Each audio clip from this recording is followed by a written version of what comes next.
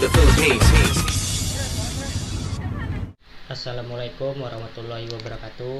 Nama saya Beni Saputra dari Universitas Islam Kalimantan Muhammad Arsyad Al-Banjari, Fakultas Teknik, Program Studi Teknik Sipil. Tugas dari dosen Bapak Adi Surya. Sekilas sejarah mekanika fluida. Sebagai contoh, perahu layar yang sudah dilengkapi dengan dayung dan sistem pengairan untuk pertanian. Pada abad ketiga sebelum Masehi, Archimedes dan Heroja dari Iskandaria memperkenalkan hukum jajaran genjang untuk penjumlahan vektor.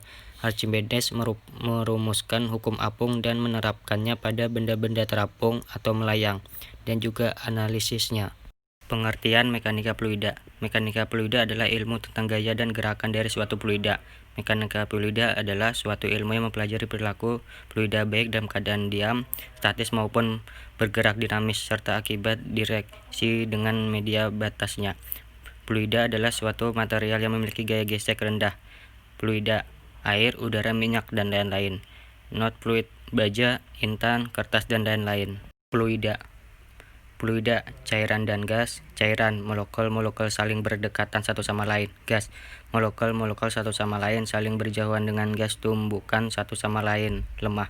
Sifat-sifat cairan dan gas dipengaruhi oleh tekanan dan temperatur. Mekanika fluida. Mekanika fluida dapat dikategorikan dua macam, yaitu dinamika fluida dan statik fluida. Dinamika fluida, fluid dinamik, aliran sungai, aliran darah, dan di dalam tubuh. Statik fluida, fluid statik, dam, cairan dalam tangki, tidak ada gaya geser, diam.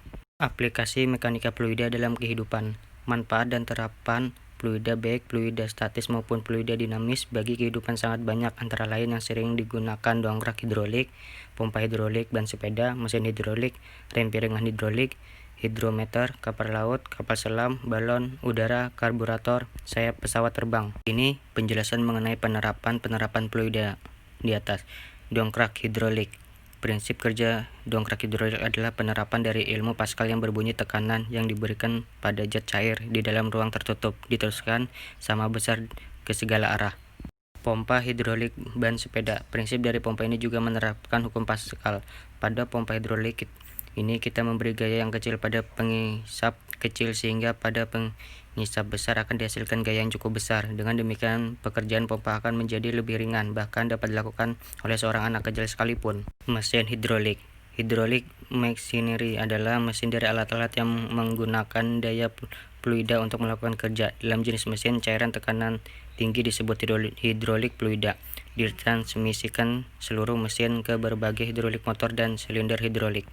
Rem piringan hidrolik. Ide tekanan zat cair diteruskan melalui zat cair juga digunakan pada mobil untuk sistem pengereman. Setiap rem mobil dihubungkan oleh pipa-pipa menuju ke master silinder.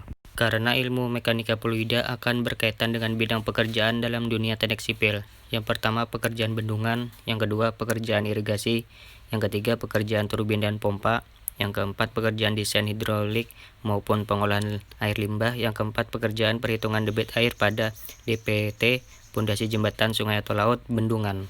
Kesimpulan, jadi pada dasarnya terdapat dua hukum yang berlaku dalam mekanika fluida, yaitu statika dan dinamika. Contohnya air patuh pada hukum hidrostatika, misalnya hukum Archimedes, dan juga hukum patuh pada hukum hidrodinamika. Dalam gas atau udara berlaku hukum aerostatika dan hukum aerodinamika. Sekian presentasi dari saya. Salah hilap mohon maaf. Wassalamualaikum warahmatullahi wabarakatuh. Salam teknik.